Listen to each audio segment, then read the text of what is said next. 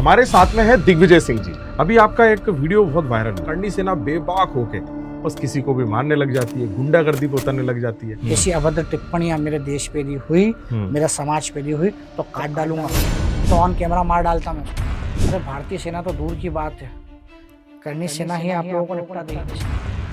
हम इंदौर के अंदर एक मशाल यात्रा का आयोजन रख रहे हैं, एक मशाल यात्रा निकाल रहे हैं। बड़ी क्या बात आप तो इस पे कॉन्फिडेंट हैं? बिल्कुल कॉन्फिडेंट है। ईडब्ल्यूएस को लेकर अभी अपने प्रदेश में, मध्य प्रदेश का मैं बोल रहा हूँ, बहुत मूवमेंट चल रहे हैं, तो वो क्या चीज है? जो चिंगारी ईडब्ल्यूएस की लगी है वो मध्य प्रदेश के प्रत्येक जिलों में जाकर वो ऐसी आग की लपट में तब्दील हो जाएगी, तो आप ध्यान रखिएगा आपका फायर ब्रिगेड सिस्टम भी फेल हो जाएगा।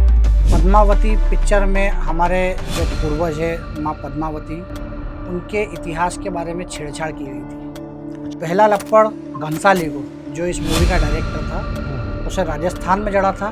यदि स्वर्ण समाज चुनाव जिताने की ताकत नहीं रखता है ना, तो स्वर्ण समाज चुनाव हराने की ताकत। बहुत बड़ा शब्द बोल रहे हैं। बिल्कुल, आप बताइए, जमाने में फैलाइए इस वीडियो को।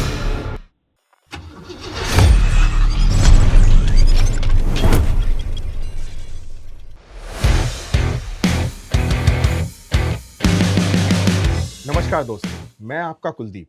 आपका स्वागत है हमारे पॉडकास्ट एक बात आपके साथ में। हमारे साथ में है दिग्विजय सिंह जी, करणी सेना प्रदेश संगठन महामंत्री। सर, आप हमें ये बताइए, करणी सेना की आपने जो शुरुआत की है, वो जो जर्नी आपकी अभी तक रही है, और कैसे आपने शुरुआत करी करणी सेना की? देखिए, शुरुआत करणी सेना की मैंने नहीं करी है, लोकेन सिंह जी कालवी साहब, स्वर्गीय लोकेन सिंह जी कालवी साहब, जिन्होंने करणी सेना की शुरुआत की है। ठीक है, मैं तो उनकी सेना का एक छोटा सा सिपाही हूँ। मध्य प्रदेश की धरती पर करणी सेना जब आई तो एक बड़ा प्रकोप सा चल रहा था। एक मूवी चल रही थी पद्मावती। अच्छा, हाँ हाँ हाँ। पद्मावती पिक्चर में हमारे जो पूर्वज है माँ पद्मावती, उनके इतिहास के बारे में छेड़छाड़ की गई थी।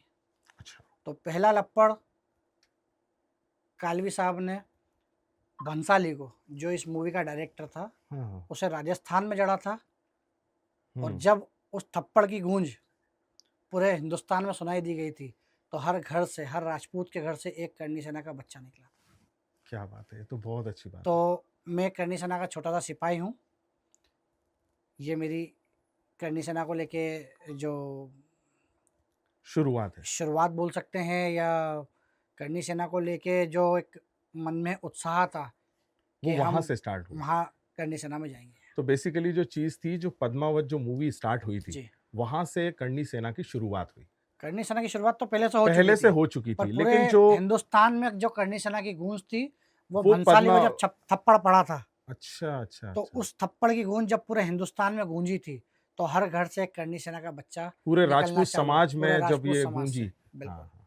तो करणी सेना की शुरुआत हर घर से, हर एक बच्चे के मन में करणी सेना में जाने की ललक यहाँ से शुरू हुई थी। क्या बात। तो मैं भी उन बच्चों में से एक ही था।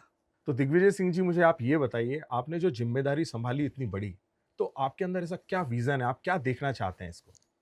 देखिए, जो मैंने मेरे पुराने समय में जो जो ठोकरें खाई है, मैं चाहता हूँ कि मेरे आने वाली जो पीढ़ी है, जो आने वाले युवा हैं, जी। उन ठोकरों को ना खाएं और उन्हें एक क्लियर, क्लियर बेहतरीन हाईवे मिले, हाईवे जिस में। हाईवे पे वो अच्छी स्पीड से अपने भविष्य की जिम्मेदारियों का निर्वहन करते हुए अपनी गाड़ी को स्पीड से चला सकें। क्या बात है, तो ये मेरा महत्वपूर्ण विज़न था। महत्वपूर्ण विजन था। जी। दिग्विजय सिंह जी, आप मुझे ये बताइए, आपके लिए समाज सेवा का असली मतलब क्या है? देखिए, समाज सेवा का असली मतलब होता है समाज का भला। बिल्कुल। व्यक्ति अलग अलग तरीके से समाज की सेवा कर सकता है। हम्म। ज़रूरी नहीं है कि वो समाज के बीच में जाएगा तो ही समाज की सेवा होगी। बिल्कुल। बहुत सारी ऐसी चीज़ें हैं जहाँ से हर एक व्यक्ति समाज सेवा कर सकता है। और मेरे हिसाब से हिंदुस्तान में जो सक्षम परिवार से लोग आते हैं, उन्हें हर व्यक्ति को एक समाज की सेवा करना चाहिए। बिल्कुल। क्योंकि समाज में हमेशा हर समय पे किसी न किसी चीज़ का अभाव होता है, चाहे वो सूचना का अभाव हो, चाहे वो शिक्षा का अभाव हो, या फिर अपने धर्म की बातों का, या अपनी परंपराओं या अपनी संस्कृति का अभाव हो। बिल्कुल। तो समय समय पे ऐसे जो व्यक्ति वरिष्ठ हैं, जो व्यक्ति सक्षम परिवार से आते हैं, या जो नियम कायदों को अपने फॉलो करते हैं, जी। या अपने समाज तक उन चीज़ों को पहुंचाते हैं, वो हर एक चीज़ समाज सेवा के दायरे में आती है। बिल्कुल। तो मेरे लिए समाज सेवा का मतलब यही है कि जो समाज में चल रही विसंगतियां हैं, उनको हम दूर करेंगे। जैसे हमारे कुछ बच्चों के पास में शिक्षा का अभाव होता है, शिक्षा में उन्हें कहीं ना कहीं गाइडेंस नहीं मिल पाता है। जी। शिक्षा में उनके साथ में फाइनेंशियली वीक होने के कारण वो अपनी प्रिपरेशन नहीं कर पाते हैं। तो यदि हम किसी माध्यम से उस बच्चे का सहयोग करते हैं तो हम्म, ये एक तरह की समाज सेवा हुई। बहुत बढ़िया। यदि हमारी संस्कृति हमारे धर्म के साथ में कोई छेड़छाड़ करता है हम्म। तो उसे यदि हम हमारे भाषा में जवाब देते हैं, करनी हम्म। सेना के अंदाज में यदि हम जवाब देते हैं हम्म। तो ये भी हम एक समाज सेवा ही मानते हैं। बहुत बढ़िया। ठीक है। जैसे पूर्व में बहुत सारी ऐसी चीज़ें हुई है जहाँ हमारे धर्म और संस्कृति के खिलाफ किसी ने कुछ भी अपशब्द कहे हों हम्म। या अश्लीलताएं फैलाई हों हम्म। तो हमने फिर जूते दिए हैं सब में। तो ये भी एक समाज सेवा ही है। मतलब आप बहुत इस चीज को बहुत कट्टरता से लेते हैं बिल्कुल आप। कट्टर तो लेंगे। जी। हमारे पूर्वजों ने बलिदान दिया है, बिल्कुल कट्टर तो हैं हम। सही बात है। तो इस चीज के लेके एक सवाल आता है मेरे मन जी। में कि आप करनी सेना से हैं, तो करनी सेना में आप जो दूसरे समाज के लोग हैं, चाहे वो किसी भी कैटेगरी के हों, तो आप उनको भी वो इन्वॉल्व हो सकते हैं आपके इस संगठन में, या फिर वो नहीं हो सकते? बिल्कुल इन्वॉल्व हो सकते हैं। अच्छा। करनी सेना सभी का साथ, सभी का विकास वाली चीज़ है, सही सभी बात। के साथ से चलती है। हाँ। पर हाँ, हाँ। करनी सेना का एक मूल मंत्र है, जी। करनी सेना में राजपूत व्यक्ति ही एक पद का भार का ग्रहण कर सकता है। अच्छा, पद मतलब जो होगा यदि वो कोई भी राजपूत ही पदाधिकारी होना होगा वो चाहिए। राजपूत होना चाहिए। बिल्कुल। क्योंकि प्रभु श्री राम से लेके महाराणा प्रताप तक और जी। महाराणा प्रताप से लेके आज तक जी। यदि किसी कौम को किसी ने स्वीकारा है हम्म। तो किसी कौम के नेतृत्व को यदि स्वीकारा है तो वो राजपूत की कौम है। क्या बात है। दिग्विजय सिंह जी, आप मुझे ये बताइए, करनी सेना सिर्फ राजपूत समाज को ही सपोर्ट करती है या फिर सभी कास्ट के, सभी धर्म के लोगों को भी सपोर्ट करती है? और अगर वो करती है तो कैसे करती है, आप मुझे ये बताइए। देखिए, करनी सेना सर्व समाज को लेकर साथ में चलती है। क्या बात है। क्योंकि ये वो कौम है, इस कौम का नेतृत्व हर दौर में लोगों ने स्वीकार किया है, चाहे प्रभु श्री राम का नेतृत्व हो जी। या फिर हमारे महाराणा प्रताप का नेतृत्व हो जी। या फिर आज के समय हमारी इंडियन आर्मी के साथ में राजपूत रेजिमेंट का हो। जी। तो हर जगह राजपूतों का नेतृत्व हर व्यक्ति ने स्वीकार किया है। क्योंकि राजपूत खाली राजपूतों को लेकर नहीं, अच्छा। सर्व समाज, सब सर्व समाज, जाति, हर हाँ। व्यक्ति को, ऊंचा नीचा, गरीब छोटा बड़ा, हर मतलब व्यक्ति आप को पूरे साथ लेके हिंदुत्व चलते को हैं। लेकर, हिंदुत्व बिल्कुल के लिए आप बिल्कुल सपोर्ट करने कर रहे हैं। बिल्कुल, हम पूरे हिंदुओं को लेके इसमें सहयोग करते संयोग करते हैं। मेरा अगला सवाल आपसे ये है, सब लोगों ने ईडब्ल्यूएस के बारे में बहुत सुना है, लेकिन बहुत लोगों को ये पता ही नहीं कि ईडब्ल्यूएस होता क्या है। तो मैं आपसे जानना चाहता हूं और हमारे जो व्यूअर्स हैं उनको मैं बताना चाहता हूं कि ईडब्ल्यूएस का मतलब क्या है। हैं। देखिए, EWS इकोनॉमिकली वीकर सेक्शन, अच्छा। वो सामान्य वर्ग के लोग जो आर्थिक रूप से कमजोर हैं वो इस श्रेणी में, EWS की श्रेणी में आते हैं। चाहे फिर वो किसी भी कैटेगरी के हो। नहीं, वो सिर्फ अनरजिस्टर्ड स्वर्ण समाज, क्योंकि स्वर्ण हर समाज एक, में। देखिए, हम्म। SC ST OBC इनके लिए एक दायरा बना हुआ, इनके लिए एक बोल सकते हैं एक श्रेणी बनी हुई है जी। कि यदि आप SC से आते हैं तो आपको SC का फायदा मिलेगा, आप ST से आते हैं तो ST का मिलेगा और आप OBC से आते हैं तो OBC श्रेणी का फायदा मिलेगा। जी। सरकार ने नीतियां बना रखी है जिसे हम बोलते हैं एक तरीके का आरक्षण। आरक्षण। इसी तरीके से EWS होता है। EWS एक श्रेणी है जो कि अनरजिस्टर्ड सीटें जो होती है, जो अनरजिस्टर्ड श्रेणी होती है, जिन्हें किसी भी तरीके का कोई रजिस्ट्रेशन नहीं मिला है, वो इस श्रेणी के अंदर आते हैं, उसे बोलते हैं EWS। वो बच्चा जो आर्थिक रूप से कमजोर परिवार से आता है, वो स्वर्ण समाज का है, उसको वो आता है EWS की श्रेणी में। EWS ये होता है। आज आपने बहुत ही अच्छे तरह से इसका मतलब समझाया है और मुझे उम्मीद है कि आपके इस इंटरव्यू से सब लोगों को ये पता चल गया कि ईडब्ल्यूएस है क्या। दिग्विजय सिंह जी, आप मुझे ये बताइए, ईडब्ल्यूएस को लेकर अभी अपने प्रदेश में, मध्य प्रदेश का मैं बोल रहा हूँ, बहुत मूवमेंट चल रहे हैं, तो वो क्या चीज़ है? मतलब देखिए, EWS को लेके करनी सेना हर जिले में, मध्य प्रदेश के हर जिले में एक मूवमेंट चला रही है जी। अभी 26 अक्टूबर को उज्जैन के अंदर हम लोगों ने EWS क्रांति की शुरुआत करी है। अच्छा। जो कि हमारे बड़े भाई अनुराग प्रताप सिंह जी के नेतृत्व में इस करनी सेना की मशाल को हमने उज्जैन से जलाना चालू करा है। और ये आग जो EWS की जो आग है, EWS सरलीकरण की मांग की जो आग है, मध्य प्रदेश के एक एक जिले तक पहुंचेगी। और ये EWS वो बोल सकते हैं वो पीड़ा है EWS में सरलीकरण ना करके, जहां पर आर्थिक रूप से कमजोर जो निम्न परिवार का स्वर्ण का जो बच्चा है, उसके साथ में जो शोषण हो रहा है, जो अपनी उन्नति के मार्ग में अवरोधक आ चुका है, वो है इसका सरलीकरण ना होना। ना होना। तो मध्य प्रदेश के उज्जैन से हमने इस ईडब्ल्यूएस सरलीकरण की एक ईडब्ल्यूएस क्रांति की को आगाज किया है ऑलरेडी कर और चुके हैं आने आप, वाली 7 दिसंबर को अच्छा। हम इंदौर के अंदर हम्म एक मशाल यात्रा का आयोजन रख रहे हैं, एक मशाल यात्रा निकाल रहे हैं हम्म जो इस ईडब्ल्यूएस क्रांति की एक पहली यात्रा होगी, अच्छा। जो इंदौर के राजवाड़ा से हम्म रीगल चौराहे पर जाकर समाप्त होगी। अच्छा।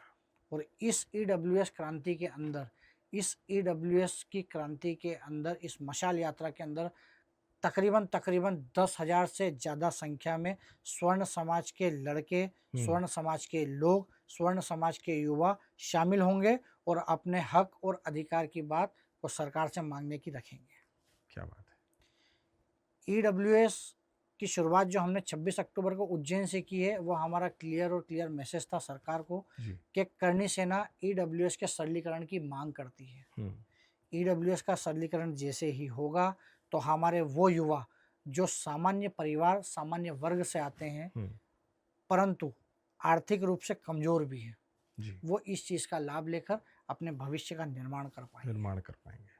तो बहुत अच्छी बात है ये, मुझे ऐसा लगता है जी। आपने जो पहल उठाई है इस चीज को करने के लिए, और 7 दिसंबर का आप बोल रहे हैं इंदौर में आप बिल्कुल, करने वाले हैं, बिल्कुल। तो और उसके आप आपकी एक चीज़ और ध्यान रखिएगा, जी। मैं आपके इस चैनल के माध्यम से, इस इंटरव्यू के माध्यम से मैं एक चीज़ बहुत क्लियरली सरकार को भी बोल देना चाहता हूँ जी। कि सरकार ये चीज़ ध्यान रख ले कि जो आग उज्जैन की धरती से ईडब्ल्यूएस को लेकर लगी है, या जो चिंगारी ईडब्ल्यूएस की लगी है, वो मध्य प्रदेश के प्रत्येक जिलों में जाकर वो ऐसी आग की लपट में तब्दील हो जाएगी। तो आप ध्यान रखिएगा, आपका फायर ब्रिगेड सिस्टम भी फेल हो जाएगा। इस आग को नहीं बुझा पाएंगे आप। अच्छा। और ईडब्ल्यूएस आने वाले समय में निर्धारित करेगा कि आपकी सरकार किसकी बनेगी और किसकी गिरेगी। ये मैं आज आपको आपके चैनल के माध्यम से बोल देना चाहता हूँ। लेकिन आप सर ये बहुत बड़ी बात बोल रहे हैं, बड़ी क्या बात आप तो इस पे बिल्कुल कॉन्फिडेंट हैं? बिल्कुल कॉन्फिडेंट है। जी। गरीब का हक की लड़ाई लड़ने के लिए हमें जिस हद तक जाना पड़ेगा, हम उस हद तक जाएंगे। मतलब करनी सेना हर दम खड़ी हुई है उन लोगों के लिए जिनको इस चीज की जरूरत है। बिल्कुल, और आगे भी खड़ी रहेगी, और ऐसे और जो भी विषय हैं हाँ। उनके लिए हमेशा करनी सेना खड़ी रहेगी। क्या बात है। दिग्विजय सिंह जी, आप मुझे ये बताइए, उज्जैन में जो आपने ईडब्ल्यूएस क्रांति की जो शुरुआत की है, तो ईडब्ल्यूएस के अलावा और कोई भी मांगे हैं सरकार से जो आप चाहते हैं, या फिर सिर्फ यही है? सबसे पहले मैं आपको बता देना चाहता हूँ कि उज्जैन में ईडब्ल्यूएस क्रांति का आगाज करनी सेना के प्रदेश अध्यक्ष अनुराग प्रताप सिंह जी के नेतृत्व में हुआ। अच्छा। पहली चीज। दूसरे प्रश्न का मैं आपका जवाब देता हूँ कि इसके साथ साथ हमारी और भी मांगे हैं। अच्छा। करनी सेना की ईडब्ल्यूएस सरलीकरण के साथ साथ और भी कुछ मांगे हैं जो हम सरकार से मांगना चाहते हैं या हम सरकार से लेना चाहते हैं। सबसे पहली चीज, हम ईडब्ल्यूएस सरलीकरण की बात करते हैं। अच्छा। हम ईडब्ल्यूएस का जो कानून, जो ईडब्ल्यूएस के अंदर जो सरकार ने बोल सकते हैं कि कुछ अड़चने लगाई है, जिसके कारण सामान्य वर्ग का बच्चा उसका लाभ नहीं ले पा रहा है। जैसे जमीन, आपके पास में जमीन का दायरा सेट कर दिया है कि आपके पास में यदि इतनी जमीन होगी तभी आपको ईडब्ल्यूएस का फायदा मिलेगा। अच्छा। यदि आपका मकान नगर निगम में है तो आपका मकान इतना बड़ा होना चाहिए, तब जाके आप ईडब्ल्यूएस का फायदा ले पाएंगे। यदि आप फ्लैट में रहते हैं तो आपका पर्टिकुलर एक फ्लैट साइज होना चाहिए जो सरकार की गाइडलाइन के अकॉर्डिंग अनुसार होना चाहिए, तब आप ईडब्ल्यूएस का फायदा ले पाएंगे।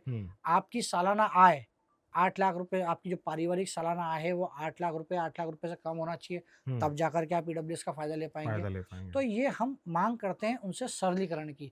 जो आप 10% ईडब्ल्यूएस हमें दे रहे हैं, जो सामान्य वर्ग के व्यक्ति को आप जो 10% ईडब्ल्यूएस दे रहे हैं, हम मांग करते हैं कि 10% से बढ़ा करके इसको 20% किया जाए। 20% पहली हमारी मांग है।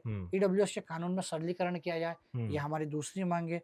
हम ईडब्ल्यूएस को लेकर के जगह जगह पे लोगों को जागरूक कर रहे हैं, और हमने जब ये जागरूकता अभियान चलाया तब हमने देखा कि आपके पास में हर एक आयोग का छात्रावास है। आप प्रमुख जिलों में चले आइए मध्य प्रदेश के, वहाँ पर हर एक आयोग, हर एक वर्ग, एससी, एसटी, ओबीसी के लिए प्रमुख जिलों में वहाँ पर छात्रावास उपलब्ध है, पर आपको ईडब्ल्यूएस का छात्रावास कहीं भी मध्य प्रदेश में नहीं मिलेगा। अच्छा। तो सरकार क्या करना चाहती है? स्वर्णों को साइड करना चाहती है, स्वर्णों को अपने कंपटीशन एग्जाम से या उनके अधिकारों से बाहर करना चाहती है। क्या स्वर्ण का अधिकार नहीं है समानता का, समान अधिकार का? तो आप चाहते हैं कि सबको समान अधिकार, तो सबको समान अधिकार मिलना चाहिए। तो हम मांग करते हैं कि ईडब्ल्यूएस के छात्रावास प्रमुख जिलों में, जहां पर आपके SC ST या OBC के छात्रावास हैं, वहाँ पर आप EWS का छात्रावास भी बनाएं, ताकि हमारे स्वर्ण समाज के भाई बहन आके, हमारे स्वर्ण समाज के युवा बच्चे आके वहाँ पर अपने आवास का योजना का लाभ ले सकें। हमारी इसमें एक मांग और है कि जब सरकारी नौकरी के अंदर जब सरकारी नौकरी के अंदर पदोन्नति होती है, प्रमोशन होता है, तो प्रमोशन का आधार जातिगत नहीं होना चाहिए। प्रमोशन का आधार उसका परफॉर्मेंस होना चाहिए। आप अपनी फिटनेस, आप अपनी परफॉर्मेंस के आधार पर किसी व्यक्ति को आपको पदोन्नति देना चाहिए, किसी व्यक्ति को आपको प्रमोशन देना चाहिए। आप किसी जात के आधार पर उसे यदि प्रमोशन देंगे तो वो सरासर गलत है। आप उस व्यक्ति का परफॉर्मेंस देखिए। सरकार से मैं निवेदन करना चाहता हूँ, ये मेरी मांग है, ये हमारी मांग है करनी सेना की, कि जब आप पदोन्नति कर रहे हैं, जब आप किसी सरकारी अधिकारी का प्रमोशन कर रहे हैं, तो उसके परफॉर्मेंस और उसकी योग्यता के आधार पर आप उसको प्रमोशन दीजिए, ना कि उसकी जात के आधार पर। यदि जो व्यक्ति सच्ची में सही में योग्य होगा, वो अपनी योग्यता को साबित करेगा और अपने प्रमोशन को प्राप्त कर लेगा। तो एक हमारी विशेष मांग ये है। आज हम देख रहे हैं कि मध्य प्रदेश में या पूरे हिंदुस्तान में हम देख रहे हैं लव जिहाद के कितने केस हो रहे हैं। लव जिहाद में हम सीधी मांग करते हैं, लव जिहाद यदि होता है तो हम लव जिहाद के आरोपी को फांसी की सजा देने का मांग करते हैं। ये सरकार से हमारी एक मांग है। अच्छा, ये सारी मांग अभी आप ये सारी मांगे हैं और हम बिल्कुल लड़ रहे हैं, पर हमारी प्राथमिक मांग है EWS का सरलीकरण। फोकस पॉइंट वही है। फोकस पॉइंट नहीं बोलेंगे, सरलीकरण होना चाहिए, हमारी मुख्य बात है। नहीं तो फिर हम चुनाव में बताएंगे कि स्वर्ण समाज क्या चीज है। आप मत करिए सरलीकरण, फिर हम आपको बताते हैं। यदि स्वर्ण समाज चुनाव जिताने की ताकत नहीं रखता है ना, तो स्वर्ण समाज चुनाव हराने की ताकत रखता है। तो आपके चैनल के माध्यम से सरकार को ये चेतावनी भी चली आना चाहिए कि हम क्या कर सकते हैं चुनाव के समय। जी दिग्विजय सिंह जी, एक बहुत देर से मेरे माइंड में एक सवाल चल रहा है। करणी सेना बहुत अच्छा काम कर रही है, सबको दिख रहा है, लेकिन एक काम और मैंने देखा है और सुना भी बहुत है कि करणी सेना बेबाक होके बस किसी को भी मारने लग जाती है, गुंडागर्दी पे उतरने लग जाती है। बोलने में कोई लफ्ज नहीं है जो आप लोग नहीं यूज करते। Sorry to ask you this question, but मेरे माइंड में बहुत टाइम से चल रहा था। तो मुझे ये बताइए, ये मतलब किसी चीज का डर ही नहीं है आप लोगों को, तो ये ऐसा क्यों है? देखिए, ये सरासर कहना गलत है कि हम किसी को भी मारते हैं जी। आपको ये बोलना चाहिए, जहाँ अधर्म होता है, जहाँ अन्याय होता है, तो अन्यायी और अधर्मी को जवाब देने के लिए हमें यदि कोई रूप धारण करना पड़ेगा और यदि हमें कोई सीमा लांघना पड़ेगी, तो हर वो सीमा लांघेंगे हम उन्हें सही करने के लिए और समाज को सही करने के लिए। तो माराकुटी कोई हमारा प्रोफेशन नहीं है कि हम लोग किसी को भी माराकुटी करते हैं। जहाँ गलत हो रहा होगा, जो देश, धर्म, समाज, हिंदुत्व के खिलाफ आएगा, हम उसको आगे भी इसी तरीके से जूते देते रहेंगे। लेकिन इसके लिए पुलिस है, सरकार है। बिल्कुल है, सरकार उसका काम करेगी। करणी सेना का काम करेगी। सबके काम अलग अलग डिसाइडेड है। सरकारी नियमों के हिसाब से चलेंगे, करणी सेना के नियमों के हिसाब से चलेगी। लेकिन आप अपने कानून बना रहे हो ना, इससे ये साबित हो रहा है। कानून बना नहीं रहे हैं हम, तो कानून में संशोधन कर रहे हैं कि आपके पास में न्याय की प्रक्रिया थोड़ी लेट हो रही है, हमने सजा पहले इसको दे दी है, बाकी हम उसको थाने में जमा करा कि आगे की प्रक्रिया कानून करता रहेगा। तो आपका काम यह है कि आप समाज में उतर रहे हैं, चाहे वो किसी भी तरीके की दिक्कतें हो, आपकी पूरी टीम, आपका पूरा जो सेवा आप कर रहे हैं, सब लोग एक साथ आप आगे बढ़ रहे हैं और आप कानून को बता रहे हैं कि भाई आप लोग अगर नहीं कर पा रहे तो हम लोग ये कर देंगे। नहीं, हम कानून को बताना नहीं चाह रहे हैं कि आप लोग नहीं कर पा रहे हो। फिर कानून उसके दायरे में रह के काम कर रहा है, करणी सेना अपने दायरे में रह के काम कर रही है। कानून का एक दायरा है, करणी सेना का एक अलग दायरा है। तो सबका दायरा फिक्स है, सबका दायरा सीमित है। वो उनके हिसाब से कानूनी कार्रवाई करते हैं, करणी सेना के हिसाब से कार्रवाई करती है। अभी आपका एक वीडियो बहुत वायरल हुआ था, शायद वो, मैं उसी को देख के आपको शायद ये सवाल कर रहा हूँ कि ये जो वो वीडियो था, बहुत ही अभद्र व्यवहार जो करा था आपने, तो वो क्या था एग्जैक्टली? मतलब आप मुझे एक्सप्लेन करेंगे वो? देखिए, ऐसे तो बहुत सारे मेरे वीडियोस हैं जिनमें कुछ अभद्र चीज़ें करी गई है, ठीक है, पर वो चीज़ें अभद्र नहीं थी, वो लोगों को सुधारने के लिए। क्योंकि यदि मेरा तो खून खोलता है, यदि मेरे देश के लिए, मेरे समाज के लिए यदि कोई भी एक व्यक्ति आके उंगली उठा जाए, तो पता नहीं सबका खून खोलता है नहीं खोलता, पर मेरा खून तो खोलता है। और मैं तो उसी बेबाकी से, उसी अभद्र भाषा में, उसी अभद्र व्यवहार में उसको जवाब देना पसंद करूंगा, यदि इस देश में मेरे सामने कोई भी राष्ट्रद्रोह या समाजद्रोह करेगा। तो आप इसको पोलाइट वे में क्यों नहीं ले रहे हैं? पोलाइट वे में लेना, मेरे ख्याल से ये हमारा ब्लड में ही नहीं है। अच्छा, है ना, लड़े हैं हम लड़ने वाली कौम है। लड़ने वाले लोग हैं। हम्म, और यदि आपके सामने, मैं तो आपसे प्रश्न करना चाहता हूँ कि जी। यदि आपके सामने कोई इस देश को गाली देगा तो आप उसे क्या गांधी जी के फूल ले जा गांधी जी की तरह एक फूल ले आके हाथ में देंगे कि बोले प्लीज़ इसे आप मत कीजिए, क्या ये करेंगे सही आप? बात है, ये तो नहीं करेंगे। है ना? ये ये तो उसकी कोई भी खुशकिस्मती है हाँ, कि उसे हमने ज़िंदा जला नहीं दिया, उसे मार नहीं डाला सामने, नहीं तो अच्छा। ऑन कैमरा मार डालता मैं उसको, ठीक है? ये तो गनीमत है, हुँ, ये हुँ, मेरे हुँ। सभ्यता, मेरा संस्कार है कि हुँ, उसको मैंने मार-कूट के छोड़ दिया और पुलिस के समझाया हवाले गया कर है। दिया। अच्छा, नहीं आपने तो उसको मेरा पुलिस बस के चलता हवाले में ना कर तो मैं दिया उसे था। मार डालता वहीं पे। और हुँ, हुँ, आगे भी मैं बता देता हूँ, यदि हुँ, ऐसी अभद्र भाषाएँ, ऐसी हुँ, अभद्र टिप्पणियाँ मेरे देश पे दी हुई, हुँ। मेरे समाज पे दी हुई तो काट डालूँगा मैं, स्पष्ट। बहुत बड़ा शब्द बोल रहे हैं आप ये। बिल्कुल, आप बताइए, ज़माने में फैलाइए इस वीडियो को, हुँ, मुझे कोई मतलब नहीं है। हुँ। पर मेरे समाज और मेरे देश पे जब बात आएगी तो काट दूँगा मैं लोगों को। बहुत कट्टर हैं आप कट्टर समाज हैं, के लिए, बिल्कुल है, समाज, देश। समाज और मेरे देश के लिए लिए, समाज मतलब राजपूत समाज नहीं, मेरे लिए समाज का मतलब एक है हिंदू, हिंदुत्व। हिंदुत्व, ये मेरा समाज है। देखिए, मैं आपको बता देना चाहता हूँ, मैं क्षत्रिय हूँ, ये मेरे लिए बहुत गर्व का विषय है और मैं हर समाज को, हर धर्म को साथ लेके चलूँगा, ये मेरे कर्म का विषय है। क्या बात है! तो कर्म आप देख ही सकते हैं और गर्व के ये खुद कर रहे हैं। बहुत अच्छी बात है आपसे मतलब ये जो हमें सीखने को मिल रहा है। आप इतने कट्टर जो सिर्फ़ राजपूत समाज के लिए नहीं है, ये आज मुझे पता चला। आप सभी धर्म के लिए हैं, पूरे हिंदुत्व के लिए हैं। बिल्कुल। एक बात और आप मुझे बताइए, करणी सेना किस विचारधारा पे काम कर रही है? देखिए, करनी सेना तो भगत सिंह की विचारधारा पे ही काम करती है, क्योंकि भगत सिंह जी के समय भी यही हुआ था कि जब सरकारों ने उनकी बात नहीं सुनी, नहीं मानी, तो उन्होंने अपनी बात को मनवाने के लिए धमाका किया और करनी सेना भी वही करती है, अपनी बात को सुनाने के लिए, अपनी बात को मनवाने के लिए एक सामाजिक रूप में एक यात्रा, एक सामाजिक रूप में आंदोलन करके एक वो धमाका देती है जिससे ये बहरी सरकारें भी अपने नियमों में बदलाव कर देती है। तो ये है करनी सेना।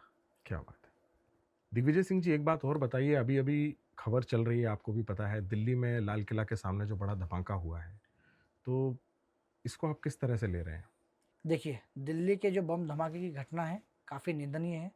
मृतक परिवार के साथ में मेरी संवेदना है और जो लोग घायल हुए हैं, उनके साथ भी मेरी और करनी सेना की संवेदना है। जी। मैं आतंकवादियों को ये बात बोलना चाहता हूँ कि आप इतने आधुनिक होने के बावजूद भी छुप के वार क्यों करते हो? वार खुल के करो ना। हुँ, अरे भारतीय सेना तो दूर की बात है, करनी सेना ही आप लोगों को निपटा देगी किसी दिन। बहुत बड़ी बात बोल रहे हैं आप ये। बिल्कुल बड़ी बात है, आप तो जनता के बोलेंगे। लिए कर रहे हैं इसलिए? जनता के लिए नहीं कर रहे हैं, हुँ, ये दुःख है, ये दर्द है हमारा। समझ सकता हूँ। आज तो उन परिवारों पे क्या बीत रही होगी? किसी का भाई, किसी का किसी की पति, बहन किसी के माता, किसी के पिता उस धमाके में शामिल होंगे, उस धमाके में, उस हादसे में शामिल रहे होंगे, वो अपने-अपने काम को जा रहे होंगे, अपने काम से लौट रहे होंगे जबकि उनको किसी और चीज़ का मतलब भी नहीं है, कोई मतलब नहीं था कोई उन्हें, मतलब नहीं था। एक अनजान मौत मारे गए हैं वो, बिल्कुल, उनका क्या दोष था? उनका कोई दोष नहीं था, यही चीज़ का तो एक उनका सबसे कोई बड़ा दोष विषय नहीं है। है। हुँ, मैं तो इन आतंकवादियों को कहना चाहता हूँ कि भारतीय सेना तो दूर की बात है, आप तो करनी सेना से ही लड़ लेना। इतना आधुनिक आधुनिक हथियार दिखाएँगे ना कि आपकी रूहें काँप जाएगी। दिग्विजय सिंह जी आप मुझे ये बताइए, करणी सेना में जो सदस्यता है, आपके जो कार्यकर्ता हैं, दिन-ब-दिन बढ़ते ही जा रहे हैं, बढ़ते ही जा रहे हैं, क्या है मतलब ये? देखिए, करनी सेना का और राजपूत समाज का फंडा क्लियर है हुँ, कि एक भाई यदि भारतीय सेना में होगा, तो दूसरा भाई करनी सेना में होगा और यदि किसी कारणवश बड़े भाई का सिलेक्शन हुँ, या एक भाई का सिलेक्शन भारतीय सेना में नहीं होता है, तो दोनों भाई करनी सेना में होंगे। इसलिए आज करनी सेना के कार्यकर्ताओं की और सदस्यों की संख्या दिन पे दिन बढ़ती जा रही है। क्या बात है! मतलब अगर आपका सिलेक्शन वहाँ नहीं भी होता है, तो आप सेना का काम करणी सेना में रह के करेंगे मतलब? जो काम भारतीय सेना सरहद पे करती है, वही काम करनी सेना भारत के अंदर, देश के अंदर, और जगह पर, सिटी में, शहर अपने में, अपने क्षेत्र में, अपनी अपनी जगह पर उन बुराइयों से लड़ने का काम करती है। बहुत बढ़िया। तो ये करनी सेना है। दिग्विजय जी एक सवाल और था, आपके बारे में जब हम जानकारी ले रहे थे, जब हमें ये पता चला कि आप शुद्ध शाकाहारी हैं, ना ही नशा करते हैं, तो ये कैसे हो सकता है कि राजपूत समाज में आप पैदा हुए हैं और राजपूत समाज में ही रहकर आप ना नशा कर रहे हैं और ना ही आप नॉनवेज खा रहे हैं, तो ये कैसे संभव हुआ? देखिए, नशा तो हम करते हैं, जी, राष्ट्र प्रेम का नशा है, देश प्रेम का नशा है, समाज के लिए कुछ कर गुजरने का नशा है, क्या समाज को आगे बढ़ाने का नशा है, देश को आगे बढ़ाने का नशा है। ठीक है? ये तो हो गया आपके पहले प्रश्न का जवाब। जी। मैं आपके दूसरे प्रश्न पे आता हूँ। हाँ, मैं कुछ भी नशीले पदार्थों का सेवन नहीं करता हूँ, ना ही मैं ड्रिंक में विश्वास रखता हूँ और ना ही मैं नॉन वेजिटेरियन हूँ, ना ही मैं नॉन वेज में विश्वास रखता हूँ। क्योंकि मैं राजपूत समाज में आने के साथ साथ मैं सोलंकी राजपूत हूँ अच्छा। और मेरी कुल देवी खीवज माता है, जी। जहाँ पर नारियल की बलि देना भी एक प्रथा नहीं है। मतलब वहाँ पर नारियल की बलि देना भी वर्जित है। अच्छा। वहाँ पे नारियल की बलि भी नहीं दी जाती है। हम्म। शास्त्रों के अनुसार खीवज माता जो है 7 शेरों की सवारी करती है। जी। और दुर्गा सप्तशती के अनुसार 7 शेरों की सवारी माँ वैष्णो देवी भी करती है। और माँ वैष्णो देवी को ब्राह्मणी देवी भी बोला गया है। अच्छा। अर्थात वो ब्राह्मणों की भी कुल देवी है। मतलब मेरा कर्म क्षत्रिय वाला है। मैं जो काम करूंगा वो क्षत्रिय का वो है। क्षत्रिय का है। हाँ। पर मैं धर्म निभाऊंगा शुद्ध सात्विक शुद्ध वाला। सात्विक वाला। बहुत बढ़िया। इसलिए मैं नशा नहीं करता हूँ। तो आप ऐसे लोगों को क्या प्रेरणा देना चाहते हैं जो लोग नशा भी कर रहे हैं और नॉनवेज भी ज़्यादा खा रहे हैं? तो ऐसा क्या मैसेज है देखिए, उन मैं लोगों के एक लिए? ही बात बोलना चाहूँगा कि नशे से दूर रहिए। जी। नशा आपके बुद्धि विवेक को छीन लेता है। हम वो कौम से आते हैं जहाँ पर हमारे नेतृत्व को लोग स्वीकार करते हैं। तो नशे से दूर रहिए। नशे से दूर रहेंगे तो देश भी आगे बढ़ेगा और समाज भी आगे बढ़ेगा। क्या बात है! ये बात तो आपने बिल्कुल सही बोली कि जब हम नशा करते हैं तो हमें होश भी नहीं होता है कि हम किस चीज़ पर काम कर रहे हैं। तो नशा नहीं करोगे तो हमेशा अच्छे रहोगे और शुद्ध शाकाहारी रहना तो फिर बहुत बड़ा कर्तव्य है। ये बात आपने सही बोली है। दिग्विजय जी, आपकी जो ये लाइन सुनकर मुझे बहुत अच्छा लगा, सीरियसली बोल रहा हूँ। और आपकी जो विचारधाराएँ हैं, इससे जो भी हमारे वीडियो देख रहे हैं आज, जो व्यूअर्स हैं हमारे, उनको बहुत बड़ी प्रेरणा मिलने वाली है। बहुत बहुत धन्यवाद। यदि मेरे किसी शब्दों से किसी के जीवन में कुछ बदलाव आ जाएगा तो मैं अपने जीवन को बहुत सौभाग्यशाली मानूंगा। बहुत बढ़िया। और मुझे लगता है कि आप इसी विचारधारा पे काम भी कर मैं रहे इसी हैं विचारधारा पर काम करूंगा कि आप लोगों को बदलना मैं चाहते हैं धर्म इन को चीज़ों के बढ़ाऊंगा, प्रति। मैं धर्म का प्रसार करूंगा। जी। मैं समाज में अच्छी नीतियों को लाऊंगा, समाज में कुरीतियों को हटाने का काम करूंगा। और इस काम को करने में जितने भी बाधाएं आएगी, जितने भी रुकावटें आएगी, उन आप सब उनको रुकावटों सबको को मैं और करनी सेना हुँ, मिल के दूर करेंगे, चाहे इसमें हमारी जान क्यों ना चली जाए। क्या बात है! ऐसी विचारधारा वाले लोग आजकल बहुत कम होते हैं। आज दिग्विजय सिंह जी से मिला, सीरियसली मुझे भी बहुत अच्छा लगा इनसे मिलकर, बहुत सुना था इनके बारे में। तो दोस्तों, अगले पॉडकास्ट में जल्द मुलाकात होगी हमारी। जय श्री राम। जय श्री राम।